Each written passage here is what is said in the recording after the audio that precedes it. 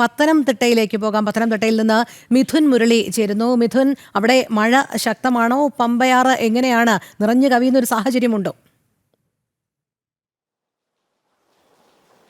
രോഹിണി, കഴിഞ്ഞ ദിവസങ്ങളുമായി താരതമ്യപ്പെടുത്തുമ്പോൾ പത്തനംതിട്ട ജില്ലയിൽ മഴയുടെ ശക്തി ദുർബലമാകുന്നുണ്ട്.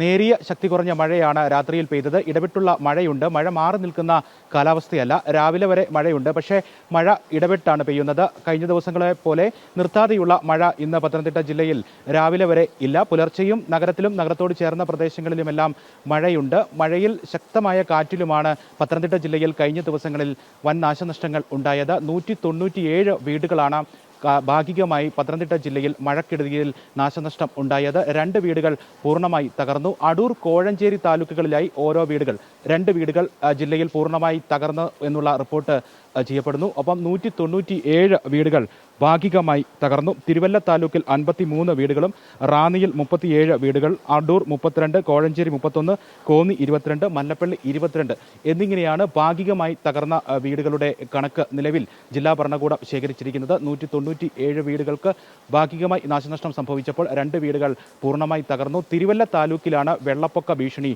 രൂക്ഷമായി നിലനിൽക്കുന്നത്. തിരുവല്ലയുടെ പടിഞ്ഞാറൻ മേഖലകളിലുള്ള വിവിധ ഗ്രാമീണ മേഖലകളിലും വീടുകളിലുമെല്ലാം വെള്ളം കയറി. ഇന്നലെ അവിടെ ഉള്ള ആളുകളെയെല്ലാം വിവിധ ദുരിതാശ്വാസ ക്യാമ്പുകളിലേക്കായി മാറ്റിപ്പാർപ്പിച്ചു. നിലവിൽ ജില്ലയിൽ തിരുവല്ല താലൂക്കിലാണ് ഏറ്റവും കൂടുതൽ ദുരിതാശ്വാസ ക്യാമ്പുകൾ പ്രവർത്തിക്കുന്നത്.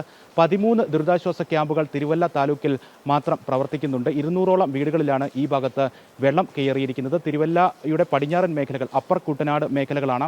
ഈ മേഖലകളിൽ എല്ലാ വർഷവും ചെറിയ മഴ പെയ്താൽ പോലും വെള്ളപ്പൊക്ക ഭീഷണി ഉള്ള പ്രദേശമാണ്. ഈ പ്രദേശത്തെ വലിയ രീതിയിൽ, കാര്യമായ രീതിയിൽ തന്നെ വെള്ളപ്പൊക്ക ഭീഷണി ഇത്തവണയും ബാധിച്ചിട്ടുണ്ട്. 13 ദുരിതാശ്വാസ ക്യാമ്പുകൾ തിരുവല്ല താലൂക്കിൽ മാത്രം തുറന്നിരിക്കുന്നു. ഇനി ആവശ്യമെങ്കിൽ കൂടുതൽ ദുരിതാശ്വാസ ക്യാമ്പുകൾ ഈ മേഖലയിൽ തുറക്കുന്നതിന് വേണ്ടി സജ്ജമായിട്ടുണ്ടെന്നും ജില്ലാ ഭരണകൂടം അറിയിക്കുന്നുണ്ട്. ആകെ 18 ദുരിതാശ്വാസ ക്യാമ്പുകളാണ് നിലവിൽ ജില്ലയിൽ പ്രവർത്തിക്കുന്നത്. അതിൽ 13 തിരുവല്ലയിൽ ഉള്ളപ്പോൾ കോഴഞ്ചേരിയിൽ 4, കോന്നിയിൽ 1 എന്നിങ്ങനെയാണ് നിലവിൽ ദുരിതാശ്വാസ ക്യാമ്പുകൾ പ്രവർത്തിക്കുന്നത്. വലിയ രീതിയിലുള്ള നാശനഷ്ടം ഉണ്ടായിരിക്കുന്നത് KSEBിക്കാണ്. മരങ്ങൾ കടപുഴകി വൈദ്യുതി പോസ്റ്റിലേക്ക് വീണ് വലിയ രീതിയിലുള്ള മഴക്കെടുതികൾ KSEBിയുമായി ബന്ധപ്പെട്ട് റിപ്പോർട്ട് ചെയ്യപ്പെട്ടിട്ടുണ്ട്. 68 ലക്ഷം രൂപയുടെ നാശനഷ്ടം കഴിഞ്ഞ ദിവസങ്ങളിലായി മഴക്കെടുതിയിൽ KSEBിക്ക് ഉണ്ടായി എന്നുള്ളതാണ് കണക്ക്. 120ലധികം ഹൈ ടെൻഷൻ പോസ്റ്റുകളും 600ലധികം ലോ ടെൻഷൻ പോസ്റ്റുകളും ഒപ്പം 900ലധികം ഈ ട്രാൻസ്ഫോമറുകളും മഴക്കെടുതിയിൽ തകരാറിലായിട്ടുണ്ട്.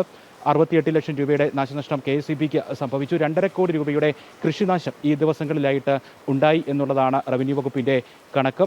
വാഴ, തെങ്ങ്, റബ്ബർ തുടങ്ങിയ കൃഷികളാണ് വ്യാപകമായി നശിച്ചിരിക്കുന്നത്. 1667 കർഷകർക്ക് പൂർണ്ണമായും കൃഷി നശിച്ചു പോകുന്ന സാഹചര്യമുണ്ടായി. 2.5 കോടിയുടെ കൃഷിനാശം ജില്ലയിൽ റിപ്പോർട്ട് ചെയ്യപ്പെടുന്നു.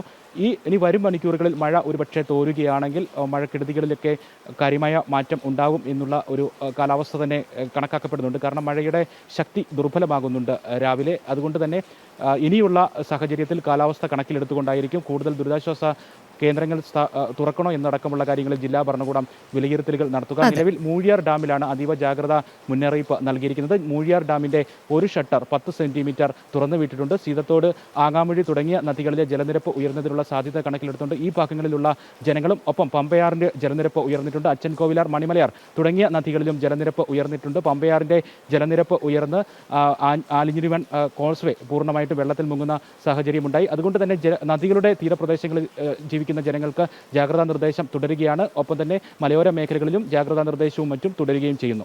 ശരി, പത്തനംതിട്ടയിൽ നിന്ന് മിഥുൻ മുരളിയാണ് വിവരങ്ങൾ നൽകിയത്.